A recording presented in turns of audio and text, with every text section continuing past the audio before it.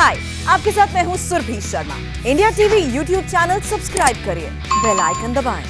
और अब आज की सबसे बड़ी खबर की बात करते हैं। जल्द ही नए तेवर और नए क्लेवर में होगी मोदी सरकार। 8 जुलाई को मोदी मंत्रिमंडल का पहला विस्तार।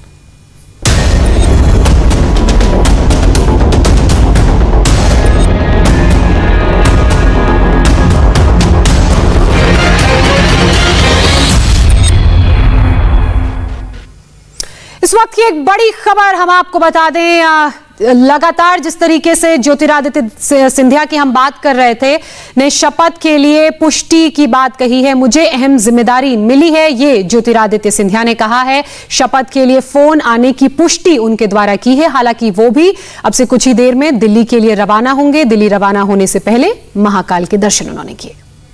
कुछ खास बात नहीं, मेरा उज्जैन का दौरा था, उज्जैन का दौरा हो गया है। मैं दिल्ली जा रहा हूँ, अगले हफ्ते दोबारा दौरा। मैं दिल्ली जा रहा हूँ, दौरा समाप्त करके मैं दिल्ली जा रहा हूँ। बहुत बहुत धन्यवाद। शाम को बैठा कि वहाँ पर भी आप मुझे अभी कोई सर मध्य प्रदेश को नए गवर्नर। हाँ, मैं हमारे नए राज्यपाल को भी मैं बधाई देना चाहता हूँ। बहुत उनका एक अनुभव भी रहा और हमारे वर्तमान के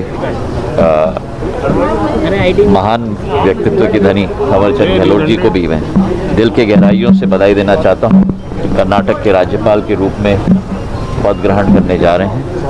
बहुत महत्वपूर्ण जिम्मेदारी है और मुझे दिल की गहराइयों से बहुत खुशी है कि थावरचंद जी के साथ 3 पीढ़ियों का संबंध रहा है और एक बहुत अहम जिम्मेदारी है और उनको बहुत बहुत हृदय के गहराइयों से बधाई। आप तैयार हैं कोई नई जिम्मेदारी?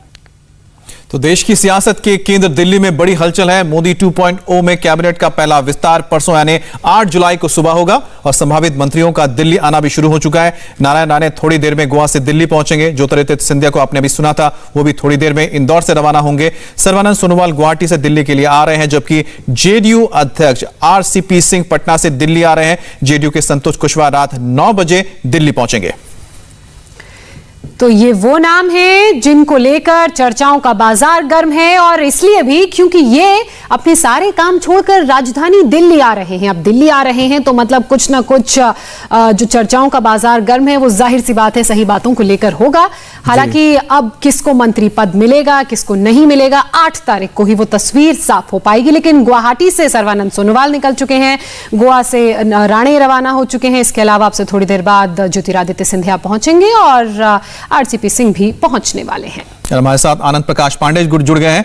आनंद, एक बात बताइए कि जिस तरह से जो नाम सामने आ रहे हैं तो कहीं ना कहीं हर स्टेट का जो एक कोटा होता है उस कोटे के हिसाब से ही क्या लोगों को मंत्री पद दिया जा रहा है, और साथ ही साथ जो आप जिक्र कर रहे थे रीजन का एक समीकरण होता है, एक कास्ट का समीकरण होता है। जी बिल्कुल, आपको देखना पड़ेगा कि किस राज्य से में कितने लोकसभा की सीटें हैं और वहाँ से कितने लोग जीते हैं। तो आपको वहाँ की जाति के फैक्टर को भी ध्यान में रखना पड़ेगा। उसके अलावा आपको क्षेत्रीय संतुलन भी साधना होता है। ऐसा नहीं हो सकता कि अब एक राज्य के एक ही क्षेत्र से 4 मंत्री बना दे और बाकी राज्य जो है वो राज्य का जो दूसरा हिस्सा है उसको रिप्रेजेंटेशन न मिले केंद्रीय कैबिनेट में। तो ये तमाम जो कवायद है ये तमाम फैक्टर्स को ध्यान में रखे प्रधानमंत्री नरेंद्र मोदी ने की है। और यही वजह है कि जैसा कि हम अगर जेडीयू की बात करें तो जेडीयू बार बार यही कह रहा है कि अगर 17 सांसद हैं बीजेपी के बिहार से और उसमें 5 मंत्री बनाए गए हैं, तो अगर जेडीयू के 16 सांसद हैं तो 4 मंत्री क्यों नहीं। और जेडीयू ने यह भी कहा है कि जेडीयू का गठबंधन बीजेपी से बिहार में, यानी कि वो बिहार के लिहाज से अपनी जो अपना शेयर जो केंद्रीय कैबिनेट में चाहता है, क्योंकि उनका कहना है कि बिहार से अगर 5 मंत्री बीजेपी के हैं तो 4 मंत्री क्यों नहीं होने चाहिए। लेकिन बीजेपी उनको बार बार ये कह रही है कि पशुपति पारस जो है वो भी बीजेपी फिलहाल जेडीयू के कोटे में ही गिन रही है। ये तमाम कवायद अभी चल रही है। आरसीपी सिंह अभी भी आज सुबह दिल्ली पहुंच गए थे, अभी भी उनकी बीजेपी के नेताओं से लगातार बातचीत हो रही है। उनको नीतीश कुमार ने ताकीद करके दिल्ली भेजा है और आरसीपी सिंह ये बीजेपी को कन्विंस करने में लगे पड़े हैं कि उनको कम से कम 4 कैबिनेट में उनको मंत्री पद दिया जाए, जिसमें 2 कैबिनेट हो और 2 राज्य मंत्री हो। जी अच्छा आनंद, एक बात और बताइए, 3 लोगों के तो चेहरे जेडीयू की तरफ से सामने आए हैं, चर्चा चल रही है उनके नामों को लेकर। क्या तीनों दिल्ली की तरफ आ रहे हैं या उनमें से कोई 2 लोग आ रहे हैं? और ये जो फॉर्मूले को लेकर सहमति को लेकर बात बन रही है, क्या ऐसा भी हो सकता है कि 2 की जगह 3 लोगों को जगह मिल जाए? जी देखिए, जेडीयू चाहती तो 4 है, लेकिन रही बात कि कौन दिल्ली आ रहा है, आरसीपी सिंह सुबह आ गए थे। वो बेसिकली यहाँ पर बातचीत करने के लिए आए हैं बीजेपी नेतृत्व से। उनको नीतीश कुमार ने इनको यहाँ पर भेजा है कि हमारी जो बातें, हमारी जो मांग है वो आप जाके बीजेपी आलाकमान के सामने रखिए।